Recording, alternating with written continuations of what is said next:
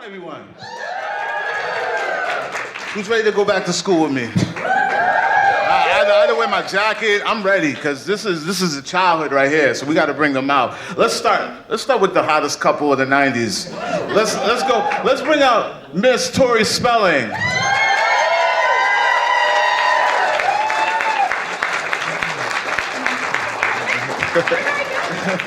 Wherever you like. Dealer's choice. I want to sit next to you.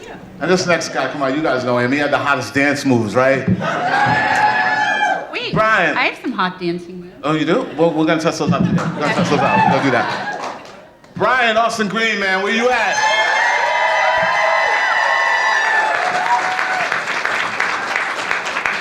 He comes in all smooth. Look at him.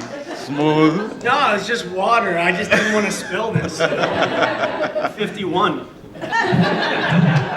I don't want to go down with a full glass of water. How's everybody doing? We got one more.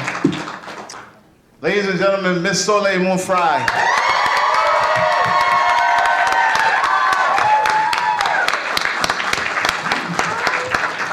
This is so exciting. I always wanted to be with 90210.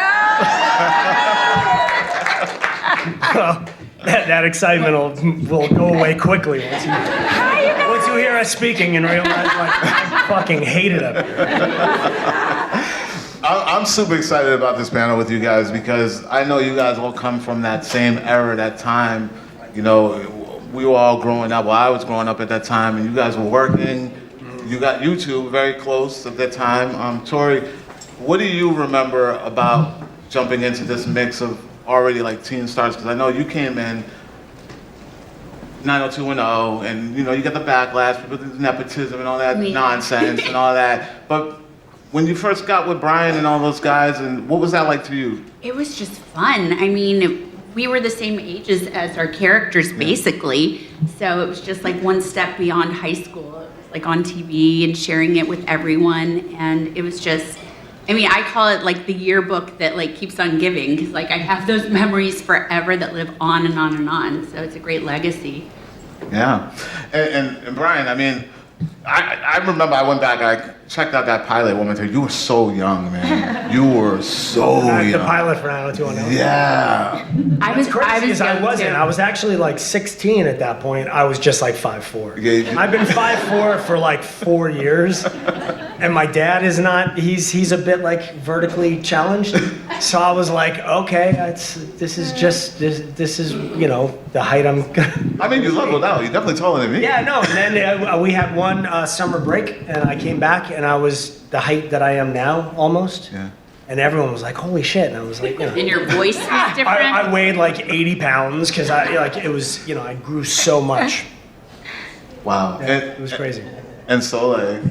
I've actually known him since before he was 5'4", so Yes. that is actually crazy. Wow. Soleil and I have known each other for a long, long time. I have to say, literally before, first of all, I've known Tori for so many years too, and I love them both so much. And I was saying before coming out here to this being, I was like, I don't even know if there's enough words to express my love, because like truly, when I say family and friends, it's like we've been family, and I look at you guys and I see us as kids, like you said, you know, it's true. It's like, it's really beautiful. You know what I love about you is it's a different experience of love being around you. Aww. Like there are certain people that say like, oh, I love you, you know, and it's really sweet and it's kind. When Soleil says it, she says it so from the heart and the soul that it reverberates within your world. So it means the world to me. Every time I hear it, and then I'm like, God, I don't even know how to respond. Like this is, you know. It's that big Leo energy. Now I'm in tears. Yeah, so when was the last time, well, I know you guys seen each other recently, but when was the last time, was it the documentary that you? Halloween. No, we saw each other on Halloween night. Yeah. No, so Soleil and I we've been friends for years and years and years.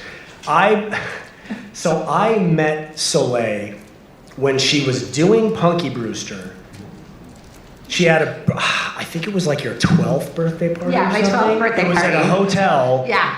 It was Johnny Depp was there. Bubbles the Chimp was there. Like it was a whole. Yeah, it was. Because everyone was like, Tommy oh my Hall's God, there. Punky Brewster's 12, you know? It was this massive thing. And I remember I met her, and at first I was like, oh my God, Punky Brewster. I was so starstruck meeting you. And then I quickly realized, like, oh no, she's totally normal. Like, there's no. And then we became like fast friends from then, and we were inseparable for years. Yeah. And it was early on during the time when teen magazines were big. Yeah. And so they used to send, there were only like 15 or so of us kids. So they would send us on these trips, and then they would photograph the entire trip. It was so cool. You guys And go like Magic Mountain. they would make Six like, Flags. yeah, like Yeah. one, like we did San Diego, we did all Six sorts of Flags, yeah. crazy things. But then it would be the Tiger Beat San Diego edition. And so it would be, you know, all 12 of us on a bus, and like Dustin Diamond, like all of these crazy people. Steven Dorff. It was like it was Steven fun. Dorff, yeah, it was really cool. So we ended up doing a lot of those things, which is, I think, a lot of the footage from Kid 90 was from those trips and those experiences. And Soleil's mom, she was catering at that point. Yeah. So Soleil used to have these massive parties at her house. God, it sounds so fun. Every weekend. And you're all invited next time, okay? We gotta do a party. Every weekend you would Yeah. have these, and My your mom mom would was have helping this to crazy, feed. like Yeah. these like massive, Yeah. like the catering things, like ribs and chicken wings and all sorts of stuff. And you know, we were just like all these sort of kids in the business, but you know, at that point, kids, we were all sort of like running Kids, yeah. amok together. There was a Like, lot of there was innocence at that time. Yeah, it was like we had these amazing friendships and relationships because the industry was so small Yeah. at that point. So like you really became good friends with the people that were in it, and you see in Kid 90, you see like DiCaprio, and you see all of these people, and it's like, oh no, we all legitimately hung out like 4 days a week, at least 4 days a week, going to like the soda pop parties and all the crazy. And then I was the stuff. coolest kid in school because Brian actually picked me up a few times from school, and that was like, But wow. that was like after imagine that was after yeah. that, So I just got started. like, yeah, it was amazing. But such incredible experiences, and now our kids are growing up together, and so it's beautiful to see that So they back find when each other. Halloween. You can see it. It's like you guys. I love it. We got in the I actually think it was after midnight with all of us. So I Oh, think so there's it's- an audience here. I have no idea. I'm just gonna excuse myself now and go get my own room I would by direct myself. this question to Which you, is- Tori. This is why I brought a cup of water, because I knew I was going to talk a ridiculous I'll direct this amount. question to you, Tori, because you can see that there was a collective family environment. What do you guys notice Am that? I included? Yeah, you're definitely included. If not, we'll just talk and let them have their own conversation. Welcome to my life. What have you noticed that's different in the industry, especially with like younger stars? Like, do you see any of that kind of collectiveness of them hanging out? Like now? Yeah. I mean, it kind of goes back to when it was like appointment TV, and now there's streaming platforms, and now, you know, they're on social media. It's so different and so widespread that I feel like, as you're talking like a collective back then, now there's not so much. Yeah. So it's just so, I mean, everyone's everywhere. So I don't know, you know, I hope there is. But Oh my God, fun fact. Yeah. It just slips up. I'm so sorry. I'm so sorry that you all, like, you're sitting down and you're like, this motherfucker just So, when the show was when 90210 was first being cast and put together, Tori played a huge part in, from what I heard, and you can verify this. Wait, do you just feel bad that you turned my back and talked to Sylvia No, for 5 minutes? No, but that He's spreading the love. Because we're Spreading good. love. spreading the love coming from. Great. Okay. So Tori played a big part in the casting of the show because of teen magazines. This is true. They're like, she said to her dad, like, "Oh, you should see this guy. He's in like Tiger Beat." Like she was going through all of the stuff. She executive produced the show, essentially. And it's one of the reasons that I went in to begin with was because of these teen magazine trips. So full circle, it's amazing. No, it's true. I used to like. Tori played a really big part I would like in the rip casting out of that. the pages and show my dad and be like, "You gotta check them out." And then Tori, did you want to audition, or would they not let you audition, or how did? I found the script in my dad's briefcase, and I had an agent at the time. Wait, is that weird?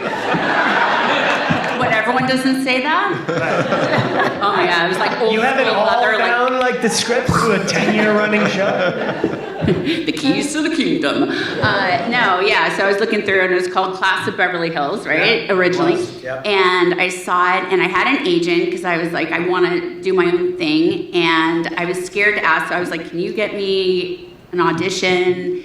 And yeah, I mean, ultimately, my dad put me on the show. But I did go in and audition. I auditioned for Kelly and got Donna, thank God. Wow. Who was like friend number 1 in the pilot or something, yeah. Yeah, I think David was like. And how did the whole show end? I know, right? Just saying. Yeah, We came a long way. yes. Wow. So, Did you guys ever date in real life? No. No. But we talked. No, wait. Sorry, I had to know. See, these are the wait. things. I didn't answer I'm that such a because fangirl. I wanted to shut that I think down. they said it all. Do you notice how I just became such a fangirl, you guys? I was like, did you guys date in real life? So Tori and I, You're in so much trouble tonight just based on the whole panel. Like, you're... No. You're supposed to keep the fantasy going. I mean, Wow. Yep. So, Explain yourself. shit. Mother. By the way, we'd be great on a podcast together. So Tori has a podcast And you do too? that I just Yeah, did and you episode too. 1 of. I can't wait to come on both. There's Can I be this- there's guest on both of them? Yeah, please, will you come on? Okay. Thank you. Talk more about you being a guest on the podcast. So, on misspelling, episode 2 with Brian. We get into the details. Yeah. Of, Oh. so it's a bigger. I don't want to give it away. Okay, well, listen to the I don't want podcast. to So Okay. So yeah, no, we get Tune into the into podcast. it on the next episode. Ruth Ann, when's that on? Monday night? Monday night it drops. And you can find out if we ever dated. I can't wait.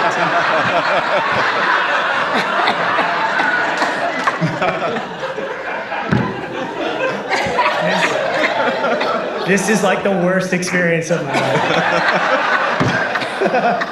Oh, it could be I'm worse. so miserable. It would only be worse if I asked if we dated. No, I'm just kidding. I'm joking. Just kidding. Soleil, I want to talk to you about. Dude, you had no fucking idea. This is. Hey, I'm loving it. I'm loving all of it. We're gonna get some answers today. We're gonna get some Again, I've answers. done it before. I'm so sorry to everybody that's sitting out Oh here. my God. So you talk about like you were very close with a lot of the people that you were working with. What about your original cast? And talk about that casting experience. Were you the first Punky? Punky, Cherry is still one of my best friends in the world. I love her so much. We have to get her here, you guys. Yes. I love her so much. Yeah, and it was amazing to come back together and work together again. And most of all, just our friendship, and it's amazing. So Punky, literally, I was 7 years old, and they did these castings around the world, and there was like thousands and thousands, and I don't know, like Crazy 50,000, casting 100,000 people or something. It was crazy, and I just like Punky was such a part of my heart, and she was really like the superhero that I got to be the vessel for. I don't get emotional talking about it because like truly she's so much more than a character to me. And Cherry, it's like that was such a part of us, and the best parts of my life and the hardest parts of my life, like she has fully gotten me through it, you know? So it's like I just love her so much. So that's why I'm like, if I'm 150 years old and people are still like Punky, I will be so happy because like it means the world to me. So I auditioned a whole bunch of times, and then literally, you go to these callbacks and you go back and forth and network and just a big process. And then I was getting in the elevator to go to like one of the last auditions, and a little girl came in and said that she had gotten the part, and so that I didn't need to go upstairs. And I didn't know that also somebody had called the agent to say that I didn't need to go to the audition, but I still went because they said it was already casted. And then someone said they got it, and my mom said, okay, let's go home. And I was like, no, I'm not going home, I'm going out there. And I went in, and then I got the incredible opportunity to play Punky. And so, so it was like amazing. And by the way, thank you. And then George Gaines, it was like so incredible and just such an amazing experience. And I just realized recently, and someone said this yesterday, do you know in Tootsie his last name was Brewster? Isn't that wild? Isn't that interesting? I mean, interesting fact. Anyway, so it was amazing. Fun fact, right, Yeah, Brad? fun fact. And Penelope Bringing it back was around. named, Bubbles the chimp was at her birthday party. Did I tell that story? And Punky was actually named after Penelope Brewster, who Brandon Tartikoff had grown up with. And so anyway, it was just awesome. Wow. So when they did the revival, was that an easy yes? Was that like an absolute easy yes? Well, I had been wanting to do it for a long time, so I was really fortunate to be a part of it. So it was really a collective of all of us coming together for it. Yeah, That's it was awesome. Yeah. Thank you. Thank you. And you guys did a revival. I mean, it was a reboot, and they did the revival. Was that an easy yes, like to just kind of get the gang back together? Or No. See, now I'm afraid to answer questions. I'm gonna let Tori take this one. And I'm just gonna sit over here and judge her as she says words. I'll just sit here and say nothing. No, I'm just kidding. Oh, no one got that. It was, it was, so we had been approached to do kind of a reboot of the show a few different times. And I think for the most part, it was kind of a hard pass from a lot of people. But then Tor and Jen came up with the idea of what this reboot was. And it was really interesting. Like, I know for me, I can only speak for myself, but I know for me personally, I was really in a space of, I played David Silver for 10 years. I'm doing other things, like I'm good. Like let's just sort of let that be what it was. And then they had this idea of, it was a really funny idea of all of us being the cast from the show, running into each other again at a convention, and discussing the idea of like, hey, we should reboot it. And so it was this really interesting kind of meta thing of us getting the script written, getting everybody on board, finding a home for the show, and the whole thing ended with us being at the Fox upfronts, which was a true experience for us doing 90210. So it was kind of a cool full circle thing, and I really loved the idea of it. I loved the way it was put together, and I've always said because I know a lot of people were sort of mixed. We got mixed like reactions to it, and some people going, "Oh, I wish you had just done a straight reboot." But the reality is, if we had done just a straight reboot, I don't think we would have had the cast come back for that. So I think. Well, originally when we were all pitching it, we wanted it to be a half hour and more of lean towards the comedy, just to kind of, it was a 1 hour drama, obviously, for 10 years, and just to bring it back and do it different. And everyone in the cast is so great at comedy, so we wanted to do a single camera comedy, which is, but that didn't. No, that didn't fly. That didn't fly. No. They wanted, to stick more. Especially once Fox came on board, Yeah. it was for them. It was a thing of like, hey, the show that we had for 10 years. They we wanted get the to do- straight yeah. reboot. We get to do this like fun sort of summertime 6-episode experience, And I loved doing it. We shot it in Vancouver, of all places, which was strange, to shoot Beverly Hills 90210 in Vancouver. Yeah. They would like wheel in palm trees. Yeah. It looked like Beverly Hills, and we were But like they completely rebuilt the Peach Pit, like identical. Like so to walk in, that's it. And they even went above and beyond what we ever had. They actually had a front of it, which we never had. Wow. When we were shooting, the set that was built in Van Nuys, it was just the interior. So they never shot us on the other side of the door walking into the restaurant. It was always like the door opens and in comes Brandon, or in comes Dylan, or anybody. So it was really surreal to walk onto this lot in Vancouver and to see the Peach Pit.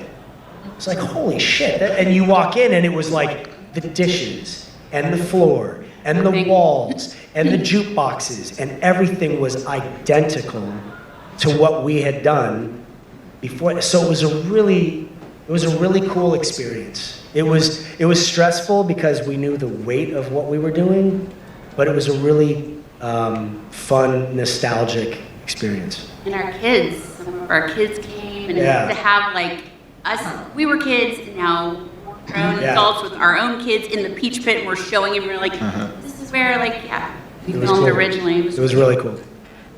And with you, Soleil, with your revival when you guys came back, what was the tone of that they were trying to push?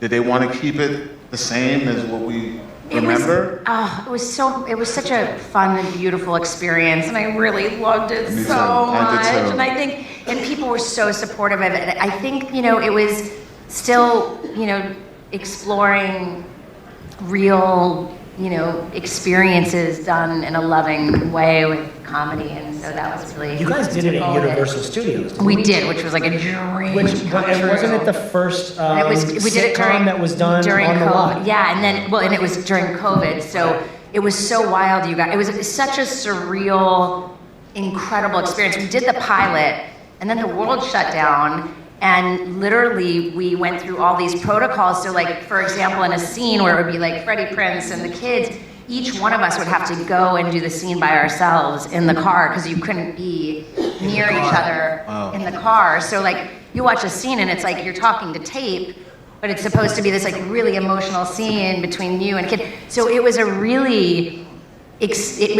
incredible experience because it was during this this time in our world that was going through so much. So we were like one of the only groups that Our were there. business wasn't interested. Yeah. Yeah, well, I mean, the whole world was, right? To be doing stuff where it's supposed to be people together living a normal life, and just the protocols didn't allow that. Yeah. And we were doing testing every other day, and it was a big deal because in the beginning there were only like 4 shows that came back into production. I think we were the only ones Very at Universal strict during the time. guidelines. Yeah. If any of you have questions, we do have a microphone here. And you guys can step up, line up. I know we've killed a lot of time, so We? again, fair. Again, I'm sorry. What's your name?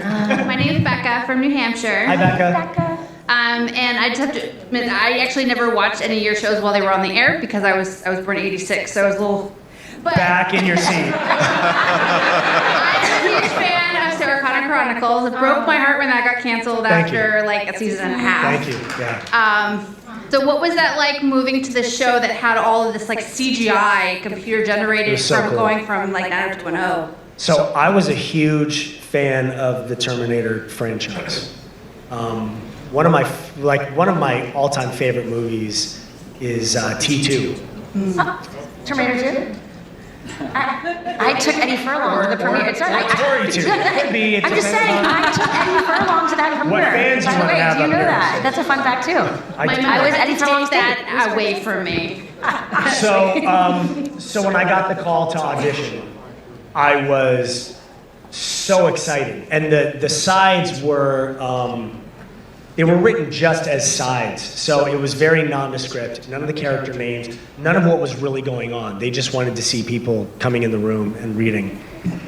And from what I had heard, at the point when I came in, they were starting to shoot the character 2 days after I had gone in. So it had really come down to the wire. They were like, we've got to find this guy. And it was sort of a joke, I guess, within the writer's room of that I was going to come in and audition. Josh Friedman was telling me this story. He said, we were all kind of laughing. We were like, oh, Brian Austin Green's going to come in and read for, the show. And then he went back into the writer's room that day and he was like, you're never going to fucking believe who we're going to cast for this, Brian Austin Green. So, and then I started shooting like the day after that, or the following day. That show was amazing for me to do because I've never been one to watch any of the work that I've done, but that show was so CGI and green screen heavy. I was so excited to see what it was that they put together in post, and I knew what they were doing was amazing. I mean, we had a really big cast and crew, and we had just fantastic people. I mean, I got to work with Richard Schiff and Garrett Dillahunt, like just these people where it was like, oh my, and we had, if someone had one line, like someone was working behind the counter in the convenience store in a scene, they were amazing. They cast, everyone was just top of their game when we did that show. Crew, writers, everyone included. Makeup, department.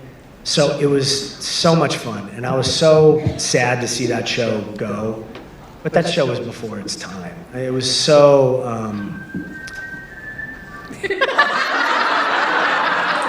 That's to wrap it up for me. It was ahead of its time. So I think now with streaming, it would have worked. See how this goes? He would like to thank the Academy, Todd, and we're going to commercial. Right. Weather's wrong. So thank you all for coming. I know it's probably very stressful after Halloween to do this on Friday morning to come out here. So last year at the Rhode Island Comic Con, Shannon Doherty actually was here, and obviously she's passed recently, and you mentioned the heightened versions of yourselves in this reboot, the BH 90210 reboot. And I know originally Luke Perry hadn't been asked back because he was shooting Riverdale before he passed away, unfortunately. No, he was asked back. We just knew that he was so busy with that, and he was like, "There's no way I can get out of this." But I mean, he was a part of conference calls that we had and things like that. Like he was a very important part of it. And he was a producer on it, and was going to come in to do guest spots when he could.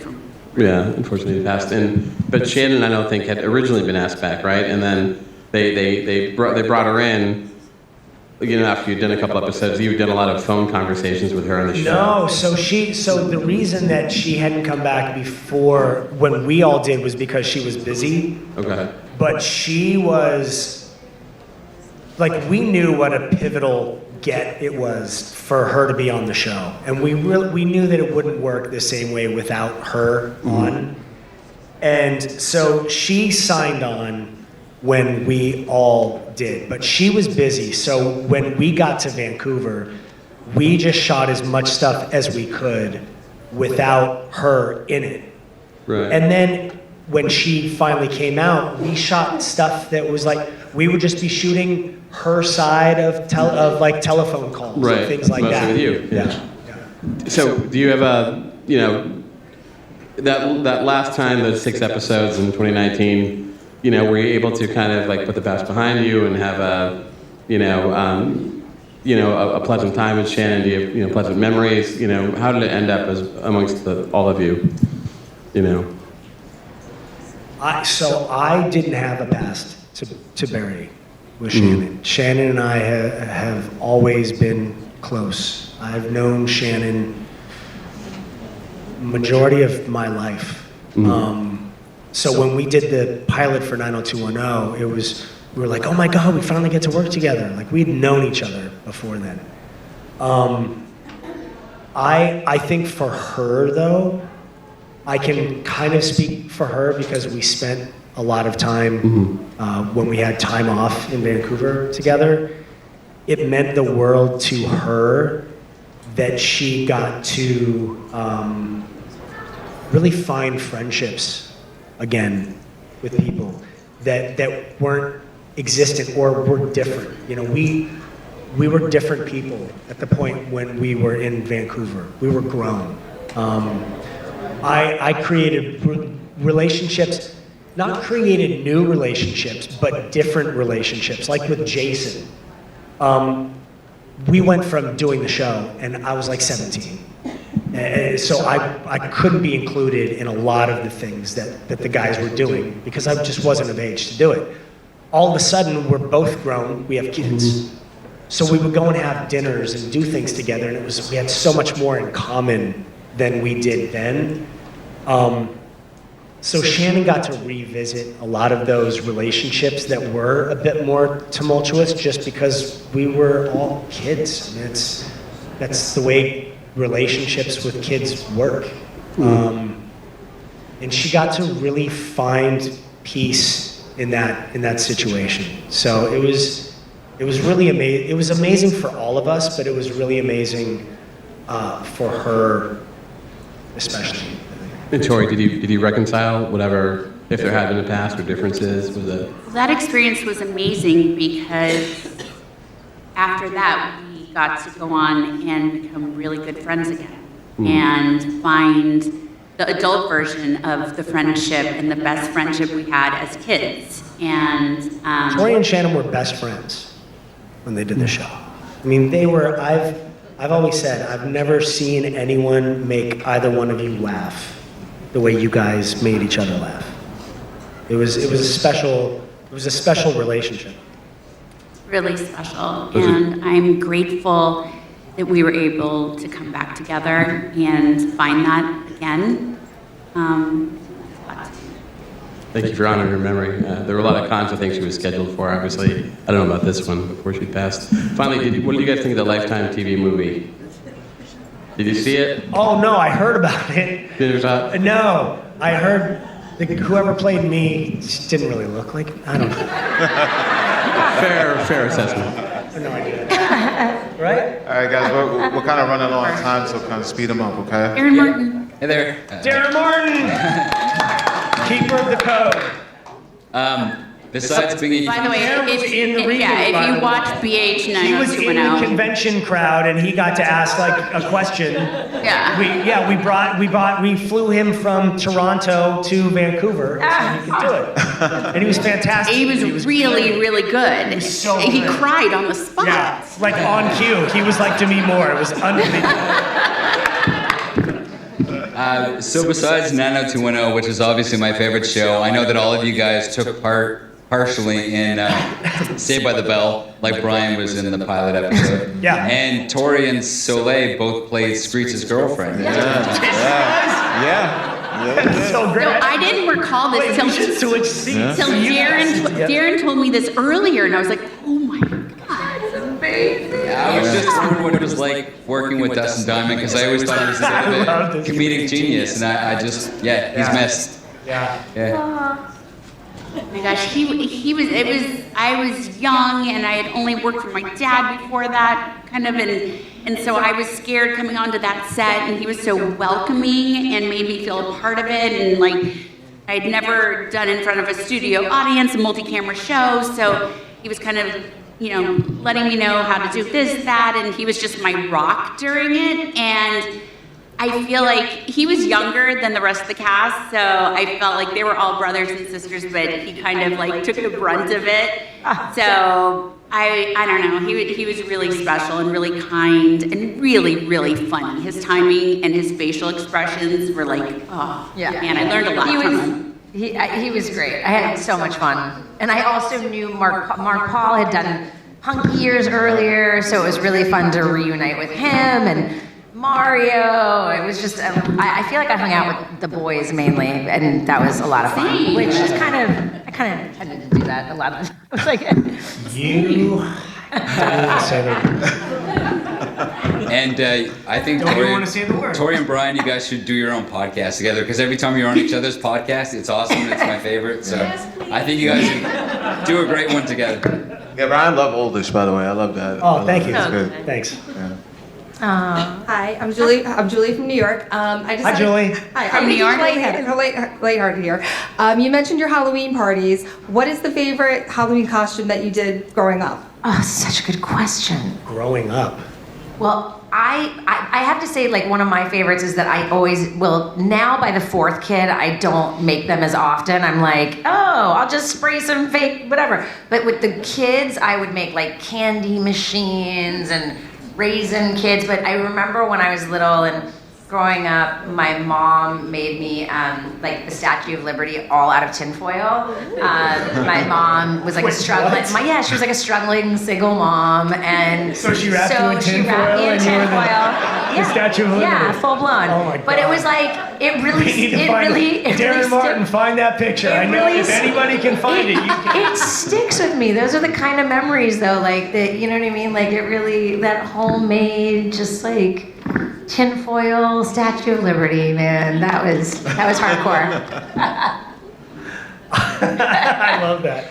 I was a big Nightmare on Elm Street fan. So I would be Freddy Krueger like year after year. And I feel like I remember this. My poor parents. I would decorate our front yard in like I would dig graves and all sorts of stuff. And they were like, Bryce, stop digging up our yard. And then we would have kids that like would just walk right past what I did and go into the house thinking it was like a haunted house thing. And we'd have to kick them out like, no, there's nothing inside. It's all out here. And they were like, this sucks, man. Bastards. So yeah, I was Freddy Krueger. Yeah. I could tell you my favorite not costume. Not favorite costume. Your favorite not costume? No, my not favorite costume. Sorry, when I was a kid. So my mom used to have like a big costume designer make costumes for us when we were young. And all I wanted was to fit in. I wanted a plastic mask and like store-bought costume, and So I was Marie Antoinette one year. And I had the huge powdered wig and the dress. Of course. It was so uncomfortable, and I was so like miserable. But I was a kid, so I was grateful that she spent all that time doing it and appreciative. And then we went out trick-or-treating, and I got egged because everyone's like, look at this clown, like what is she dressed as? And I was like, womp womp. So anyway, long story short, like I always DIY my Dressed kids. like Marie Antoinette. Is the moral of that story. Right, yeah. So I DIY'd all my kids' costumes from birth. Like I was like, I'm gonna make everything. And then I didn't plan on having 5 kids, so that got tedious. And now we just do store-bought costumes, and Spirit Halloween rocks. Yeah, exactly. I know, that's what I was saying. Like by the 4th, literally, I was in the parking lot, and he had picked this biohazard suit, and then I was like, oh, let's just spray with blood. So I was like, here you go, it's done. Longer on the days of building them. Yep. Thank you. Thank you. The costume you did for your kids, well, all of them, but oh my God, Noah. For my Noah. God, I have to say, can I just say one thing? Literally, okay, so one of the sweetest things I've ever heard was Noah saying to me on Halloween, I'm so excited because my dad is going to do the coolest makeup ever on me tonight to make me the coolest zombie ever. And I was like, you know what? Like, how amazing these parents are. Prosthetics, it was, I love it. Anyway, so that was very sweet. Hi, long-time 90210 fan, and I just wanted to say, Donna Martin graduates. Thank you. Awesome. Thanks, man. I was going to say that too. Hi, I'm Kara. I live in Connecticut. He stole your line, didn't he? I did. Now you're up at the mic and you're like, son of a bitch. I was going to say that. Should we do a walkout? I know. No, I'm just kidding. That was the best. Flip the table, like do a whole... I just have to say, I'm 54. I grew up in Columbus, Ohio. So seeing all you guys in California and doing all you did, and I love all this Ohio. stuff- I do too. Go Buckeyes! We just won. And sorry, I had to leave to go watch the Ohio State Penn State game. Akron, I saw Ohio, your on Akron my shirt. sweatshirt. I saw that, but Yeah. I just I wasn't gonna come up and say anything. Everyone else's are kind of already asked all the questions, and you guys already answered them. But my girlfriends would kill me if I didn't come up and say hi to you guys because, I mean, I am from the 80s and loved all of you. So thank you guys. We all Thank you. So Thank you. So sweet. Unfortunately, everyone, we got to wrap. We're running over time. But before we go, I just want to do one thing, just for Soleil, because I have a friend who's like a huge fan, just like me, and I don't want to exclude you guys, but I wanted to get a reaction on it. Oh my God.